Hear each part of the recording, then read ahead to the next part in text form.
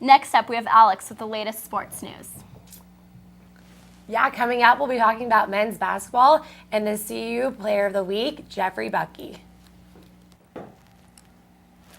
CU rallied to beat Oregon State in Oregon this past weekend to earn its first ever Pac-12 Conference road sweep.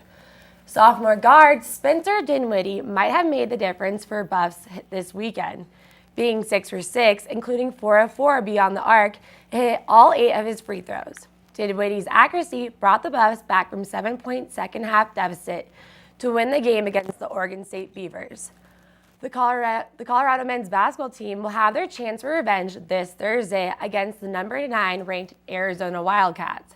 After a controversial disallowed three-pointer at the buzzer the last time they played Arizona, the Buffs are ready for redemption against the Wildcats this Thursday. It was down to the wire last night for the Colorado Avalanche. With 58 seconds remaining in overtime, the Phoenix Coyotes scored the last goal of the night to achieve a victory over the Avalanche.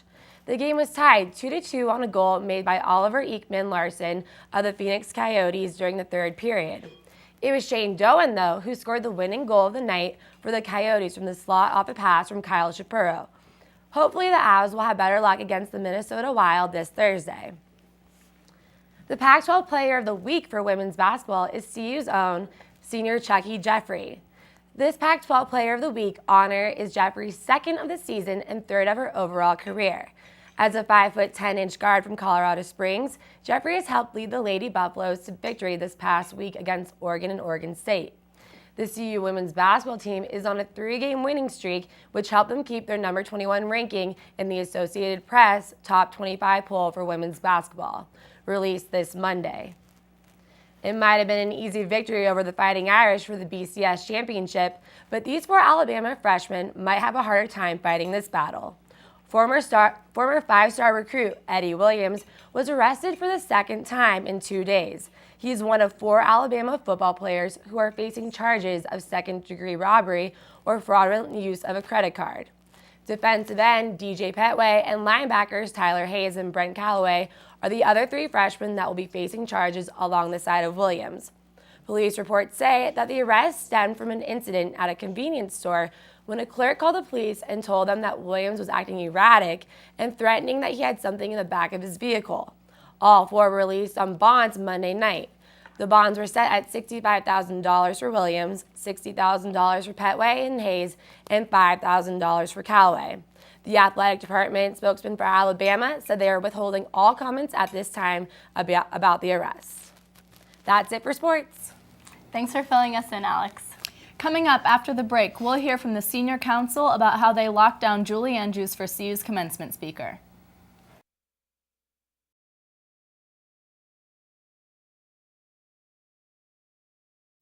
Not many people can say they have been to Africa 4 times and have 14 national titles under their belt. However, this CU junior would say this description fits her better than a riding glove. Alex Abel has more on the story. American saddle breed horses have made a sport out of how beautiful they made trotting look. But many people wonder, what is saddle seat riding? The sport began in 1980 and is becoming a popular sport in America and South Africa. It is a sport that highlights a specific breed of horses and focuses on their extravagant high trot. Angela Darrow fell in love with the sport at an early age of 8 years old at Knollwood Farm in Harlan, Wisconsin.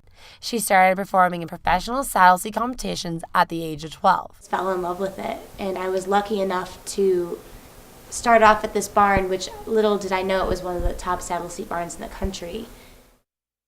After taking a 2-year break from riding to pursue a normal college life at the University of Colorado and focus on school, Darrow felt it was time to get back in the saddle.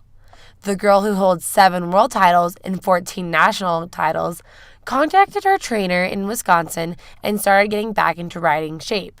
She trained all of summer to qualify for the Saddle Seat Riding World Cup Championship in Paris, South Africa this past December. Came back to school for this fall. I found a place to ride out in Parker where I went about 2 times a week and rode probably 5 horses every time I went out. The International Saddle Seat Equitation World Cup is a biannual competition in South Africa. 5 countries competed in this year's World Cup, and there are 4 segments of the competition that are completed in 2 phases. Each rider will be given a horse that they have never ridden previously. The team is fielded with 10 individuals and 2 coaches per section. The USA overall did the best out of the 5 countries and took home both gold medals, which had not been done since 6 years ago. And the rider is judged, and you have to have specific form, and you have to perform patterns. Having won 7 world championships and acquiring 14 national titles, Angela Darrow has hung up her riding boots for a normal college experience. Darrow isn't your average sorority girl. She has now been to Africa 4 times and has competed in 2 World Cup championships. Riding will take the backseat for now as she finishes up her communication degree and focuses on enjoying 1 more year at CU. Well, for right now, I have been offered a job with one of the internationally distributed horse magazines called The National Horseman, which I'm pretty excited about. I'm a communications major, so that's kind of what I was working towards anyways. Through this magazine, she'll be able to still be connected to the realm of saddle seat riding. I'm Alex Abel, News Team Boulder.